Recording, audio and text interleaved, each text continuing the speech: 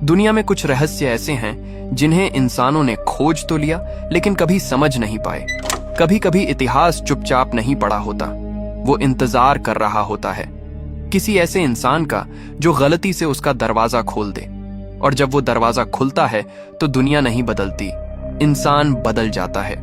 कभी उसकी राहें, कभी उसकी किस्मत और कभी उसके जीने का वक्त भी। आज हम ऐसे ही वस्तुओं की बात करने वाले हैं जिन्हें लोग इतिहास का हिस्सा समझते रहे, लेकिन जिन्हें छूने के बाद कई जिंदगियां कभी पहले जैसी नहीं रहीं। एक कब्र जो हजारों साल से बंद थी, लेकिन जैसे ही उसके दरवाजे खुले, रोशनी से ज्यादा लोगों की जिंदगी बुझने लगी। एक ऐसे दैत्य का नाम जो बस एक मिट्टी की तख्ती पर लिखा था, पर जिसे घर में लाने के बाद घर का पूरा माहौल बदल गया। और एक मासूम बच्चे की पेंटिंग जो दिखती तो शांत है, लेकिन जिसके आने के बाद कई घर सिर्फ दीवारों तक ही बचे। ये चीजें डरावनी इसलिए नहीं हैं कि ये पुरानी हैं, बल्कि डरावनी इसलिए हैं क्योंकि इनसे जुड़ी घटनाएं आज भी लोगों के साथ हो रही हैं। Number 1, the tomb of king Tutankhamun.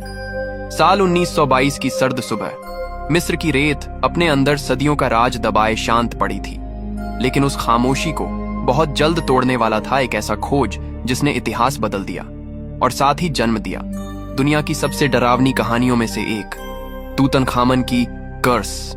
Valley of the Kings में महीनों की खुदाई के बाद जब सब उम्मीदें खत्म होने लगी थीं, तभी रेत के नीचे एक पत्थर की सीढ़ी मिली, मानो धरती खुद अपने पेट में छुपा राज बाहर फेंक रही हो। हावर्ड कार्टर ने धूल हटवाई और एक बंद दरवाजे का किनारा दिखाई दिया। उस दरवाजे पर मौजूद रॉयल सील्स बता रहे थे कि ये जगह सहस्राब्दियों से किसी इंसान ने नहीं छुई। कार्टर ने दीवार में एक छोटा सा छेद किया। अंदर से आती हवा सदियों पुरानी थी और तेल के दिए की लौ में सोने की चमक दिखाई दे रही थी। लेकिन दुनिया को जल्द ही एहसास होने वाला था कि उन वंडरफुल थिंग्स के साथ कोई डरावनी चीज भी जाग चुकी है। कब्र खुलने के कुछ ही दिनों बाद एक्सपीडिशन के मुख्य स्पॉन्सर लॉर्ड कार्नरवान की अचानक इन्फेक्शन से मौत हो गई। अजीब बात यह थी कि उनकी मौत के उसी पल काहिरा की सारी लाइट्स बुझ गईं। इससे पहले कि कोई इसे संयोग समझता, टीम के कई और लोग अजीब बीमारियों, एक्सीडेंट्स और इन्फेक्शंस का शिकार होने लगे। अखबारों ने इसे नाम दिया कर्स ऑफ द फेरोज। कुछ लोग कहते हैं यह सिर्फ संयोग था, कुछ इसे एंशिएंट बैक्टीरिया बताते हैं। लेकिन आज भी यह एक सवाल बना हुआ है, क्या सच में किसी ने फराओ की सदियों पुरानी नींद में खलल डालने का बदला चुकाया, या तूतनखमून अभी भी रेत की गहराइयों में अपनी कब्र की रखवाली कर रहा है। Number 2, the Babylonian demon tablet. रात की खामोशी में कभी कभी एक अजीब सी बेचैनी होती है, जैसे कोई अनदेखी चीज हवा में तैर रही हो। और इतिहास में कुछ ऐसी पुरानी चीजें हैं जिन्हें देखते ही मन में एक अजीब सा तनाव पैदा हो जाता है। कहावत है, कुछ वस्तुएं सिर्फ पुरानी नहीं होती, वे अपने साथ एक कहानी और कभी कभी परेशानी भी लेकर आती हैं। एंशिएंट मेसोपोटामिया से मिली एक साधारण सी क्ले टैबलेट, दिखने में मिट्टी का टुकड़ा, लेकिन इसके पीछे छिपी कहानी सामान्य बिल्कुल नहीं है। इस टैबलेट पर उकेरा हुआ है एक नाम, पजुजू। प्राचीन काल में माना जाता था कि पजुजू हवा पर नियंत्रण रखने वाला एक दैत्य था जो बीमारियां और अशुभ घटनाएं ला सकता था। हालांकि कुछ शोधकर्ता कहते हैं कि यह टैबलेट शायद बुरी शक्तियों से बचाव के लिए बनाई गई थी, लेकिन समय के साथ इसको लेकर कई अजीब घटनाएं सुनने में आने लगीं। मामला तब शुरू हुआ जब इस तरह की टैबलेट्स मॉडर्न दुनिया में लोगों ने कलेक्शन के लिए खरीदना शुरू किया। सबसे पहला मामला एक कला कलेक्टर का था। टैबलेट को घर लाने के कुछ ही दिनों में उसके बिजनेस में लगातार नुकसान होने लगा। जरूरी डील्स टूट गईं और उसे रात में बेचैनी होने लगी। उसे लगता था कि कमरे का कोई कोना जैसे जीवित हो गया हो। कुछ लोगों ने यह भी महसूस किया कि उनके घर में हवा का बहाव असामान्य होने लगा। खिड़कियां अपने आप बंद हो जाने की आवाजें, बच्चों का अचानक डरकर जाग जाना और पालतू जानवरों का एक खास कोने को देखकर लगातार सतर्क रहना। इन सारी कहानियों का एक ही सामान्य तत्व था, वही क्ले टैबलेट। पुरातत्वविदों और वैज्ञानिकों का कहना है कि यह सब महज अंधविश्वास या संयोग है। लेकिन फिर भी सवाल उठता है, क्यों इतने लोग इस टैबलेट को छूने या घर रखने के बाद बुरे सपने देखने लगे? क्यों कई मामलों में फाइनेंशियल लॉस और अचानक हेल्थ इश्यूज उसी समय शुरू हुए? क्या पजुजू सिर्फ एक प्राचीन मिथक है या उसके नाम की शक्ति हजारों साल बाद भी लोगों के मन और जीवन पर असर डालती है। इतिहास की कुछ वस्तुएं सिर्फ पुरानी नहीं होती, कभी कभी वे अपने साथ ऐसा अतीत लाती हैं जो वर्तमान को भी छू जाता है। Number 3, the crying boy painting. Britain में 1980 के दशक की शुरुआत थी जब एक अजीब सा नाम अचानक अखबारों की सुर्खियों में आने लगा, द क्राइंग बॉय। दिखने में बस एक सीधी साधी पेंटिंग, एक मासूम बच्चा, आंखों में आंसू, चेहरे पर कोई न बोलने वाली उदासी। लेकिन धीरे धीरे यह पेंटिंग किसी कला की वजह से नहीं बल्कि उससे जुड़ी अजीब घटनाओं की वजह से मशहूर होने लगी। ब्रिटेन भर में कई घरों में आग लगने की घटनाएं होने लगीं। फायर ब्रिगेड जब जलकर राख हुए घरों की जांच करती तो एक बात हमेशा एक जैसी मिलती, पूरा घर जला हुआ लेकिन दीवार पर टंगी क्राइंग बॉय की पेंटिंग बिल्कुल सुरक्षित, न कोई जलने का निशान न कोई धुआं, मानो आग ने उसे छुआ ही ना हो। शुरुआत में लोग इसे संयोग समझते रहे, लेकिन जब दर्जनों मामलों में यही पैटर्न सामने आया तो लोगों ने सवाल उठाने शुरू कर दिए। आखिर हर बार सिर्फ यही पेंटिंग कैसे बच जाती है? कहानी और दिलचस्प तब हुई जब कुछ लोगों ने दावा किया कि जिस भी घर में यह पेंटिंग टांगी जाती वहां कुछ ही समय बाद किसी न किसी वजह से आग लग जाती। किसी ने कहा यह बच्चा जिंदा रहते हुए भी आग की घटना का शिकार हुआ था। किसी ने कहा पेंटर ने एक अनाथ बच्चे को मॉडल बनाया था जो एक दुर्घटना में मारा गया और उसकी आत्मा इसी पेंटिंग में कैद हो गई। लोगों ने मानना शुरू कर दिया कि यह बच्चा आग को खींचता है और जब आग फैलती है तो पेंटिंग को कुछ नहीं होता, जैसे इसे कोई अदृश्य ताकत बचा रही हो। इस डर के चलते कई परिवारों ने अपनी क्राइंग बॉय पेंटिंग्स घर से हटाकर फेंकना शुरू कर दिया। वैज्ञानिकों ने अपने हिसाब से समझाया कि पेंटिंग पर वार्निश की एक खास लेयर थी जो आग को धीमा करती थी। लेकिन सवाल आज भी वही है, सिर्फ वही एक पेंटिंग हर बार कैसे बच जाती थी। Number 4, the curse of the Lothal seals. Ancient India की इंडस वैली सिविलाइजेशन के रहस्यों में से एक है लोथल सील्स। ये छोटे छोटे सिलेंड्रिकल या चौकोर आकार के पत्थर के टुकड़े हैं जिन पर जानवर, इंसानी आकृतियां और पौराणिक निशान उकेरे गए हैं। लेकिन इनकी कहानी सिर्फ आर्कियोलॉजी तक सीमित नहीं रही। जब आर्कियोलॉजिस्ट्स इन सील्स को खुदाई के दौरान खोजते थे तो शुरुआती रिपोर्ट्स में एक अजीब पैटर्न देखा गया। कई वर्कर्स और रिसर्चर्स जिन्होंने इन सील्स को बिना ग्लव्स या प्रोटेक्टिव मेजर्स के छुआ अक्सर अचानक डिजी महसूस करने लगे। कुछ बार तो उन्हें बेहोशी तक आ गई। कॉशन के बिना काम करने वाले लोगों की ये हालत कई बार डॉक्यूमेंटेड हुई, कभी कुछ ही घंटों में, कभी कुछ दिनों बाद।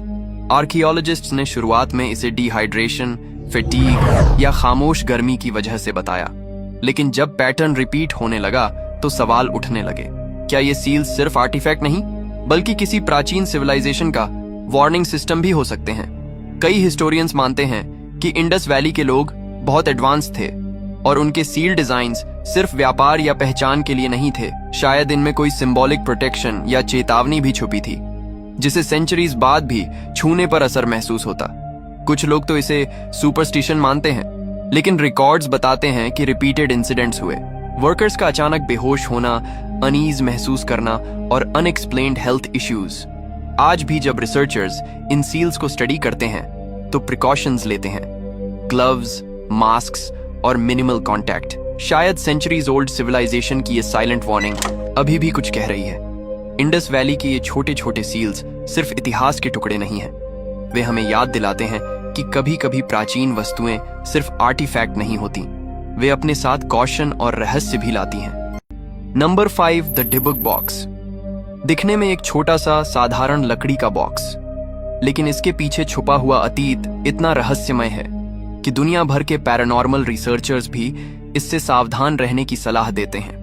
इसकी कहानी की जड़ें यहूदी लोक कथाओं में मिलती है, जहां माना जाता था कि डिब्बुक एक बेचैन भटकती हुई आत्मा कभी कभी वस्तुओं में कैद कर दी जाती थी ताकि वह किसी इंसान को नुकसान न पहुंचा सके।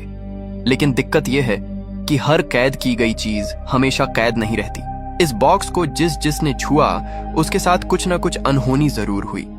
कुछ लोगों ने बताया कि बॉक्स घर में आते ही लाइट्स अपने आप टिमटिमाने लगीं, दरवाजों ने अपने आप बंद होना शुरू कर दिया और कमरे में अजीब सी बदबू फैलने लगी। रात में सोते वक्त ऐसा लगता था मानो कोई छाया सिरहाने खड़ी होकर सांस ले रही हो। कुछ मालिकों ने कहा कि बॉक्स खोलने की कोशिश के बाद उन्हें बुरे सपने, अचानक सीने में दर्द और अजीब सा डर सताने लगा, जैसे कोई उनके पीछे पीछे चलता हो पर दिखाई न देता हो। कई लोग तो इस बॉक्स को बेच देने के बाद भी इससे जुड़े रहस्यमयी अनुभवों से पीछा नहीं छुड़ा पाए। इतनी सारी दिल दहला देने वाली घटनाओं के बाद यह बॉक्स इंटरनेट की दुनिया में दुनिया की सबसे हॉन्टेड वस्तुओं में से एक के नाम से वायरल हो गया। आज भी लोग दावा करते हैं कि यह बॉक्स केवल एक पुरानी वस्तु नहीं बल्कि एक चेतावनी है कि कभी कभी अतीत की कुछ चीजें खुद के रहस्य को कभी उजागर नहीं होने देना चाहती, चाहे कोई इस पर यकीन करे या इसे सिर्फ एक मिथक माने। पर एक बात तय है, टिबुक बॉक्स का नाम सुनते ही लोगों की रूह कांप जाती है। Number 6, the mysterious Roman curse tablets. पुरातत्वविद जब भी प्राचीन खंडहरों की खुदाई करते हैं, उन्हें उम्मीद रहती है कि शायद कोई सिक्का, कोई मूर्ति या कोई भूला हुआ अवशेष मिल जाए। लेकिन कभी कभी जमीन के नीचे से ऐसी चीज मिलती है जिसे छूते ही हवा मानो कुछ पल के लिए भारी हो जाती है। ये हैं रोमन साम्राज्य की कर्स टैबलेट्स, लीड से बनी छोटी, ठंडी और भारी प्लेटें, जिन पर बेहद गुस्से, दर्द या बदला लेने की भावना से लिखे गए श्राप खुदे होते थे।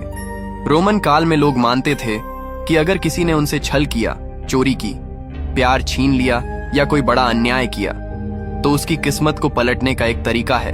एक श्राप लिखो, उसे लपेट कर किसी मंदिर, कुएं या पवित्र झरने में फेंक दो और बाकी काम देवता तय करेंगे। इन टैबलेट्स को पढ़ना आज भी आसान नहीं है।